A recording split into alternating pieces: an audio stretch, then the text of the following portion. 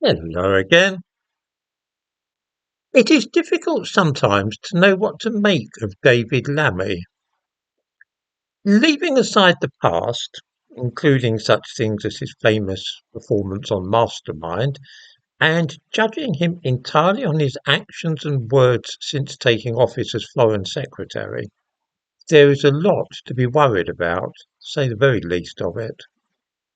He is, it seems to me, either incredibly ignorant or deliberately peddling falsehoods. Neither possibility is enchanting. Let me begin with a simple example, a circular which he sent round to civil servants in the Foreign Office to mark Black History Month. I give a link to a news item about this in the description to this video. Lammy says, and I quote, "Black History Month is a moment to reflect on the impact of black heritage and culture on our country and our place in the world. It's a chance to celebrate the enormous contribution of black people in Britain and also to acknowledge some of our country's most painful history. This is important to all of us in the Foreign Commonwealth Office. First, because of this department's role in that history. From King Charles Street, British officials administered colonies in which millions were enslaved. My ancestors were among them, taken from Africa across the Atlantic to labour in the Caribbean. There is a glaring error here. One would have thought that upon becoming Foreign Secretary, David Lammy might at least have taken the trouble to read up a little on the history of the department for which he would become responsible. Since he hasn't bothered to do so, allow me to enlighten him. Until 1868, there was no Foreign Office building, either in King Charles Street or anywhere else. Civil servants for the Foreign Office were scattered around various parts of Whitehall. In 1868, the first purpose-built building for the Foreign Office opened in King Charles Street. This was over 30 years after the abolition of slavery. I give a link to the government's website about this.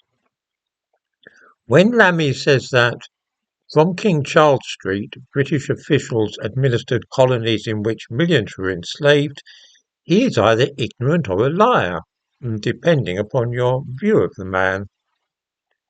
His ancestors, he says in this memo, were taken from Africa across the Atlantic to labour in the Caribbean. That may well be true, but it has nothing whatsoever to do with Britain or Britain's Foreign Office. Guyana became a British possession in 1831. The slave trade in the British Empire was made illegal in 1807, many years earlier. If his ancestors were enslaved and taken from Africa across the Atlantic, it was nothing at all to do with Britain. It would have been the Dutch who did this. They were the ones that owned Guyana until 1831. Is this ignorance of his country's or his parents' country's history? Is it ignorance or is it a deliberate attempt to mislead? I will leave it to viewers to decide for themselves. There is, though, something more serious than these errors or lies, though, and that is the extent to which David Lammy is able to act in good faith as a representative of Britain. Is he actually British? We are often told, of course, that somebody born in this country to parents who are British citizens must automatically be regarded as being British. But what does Lammy himself think? What does he say about this? In the description to this video, I give a link to a clip of film which shows Lammy talking about reparations for slavery, a very hot topic at the moment and one likely in the long run to cost this country billions of pounds. The man in charge of the negotiations will be David Lammy.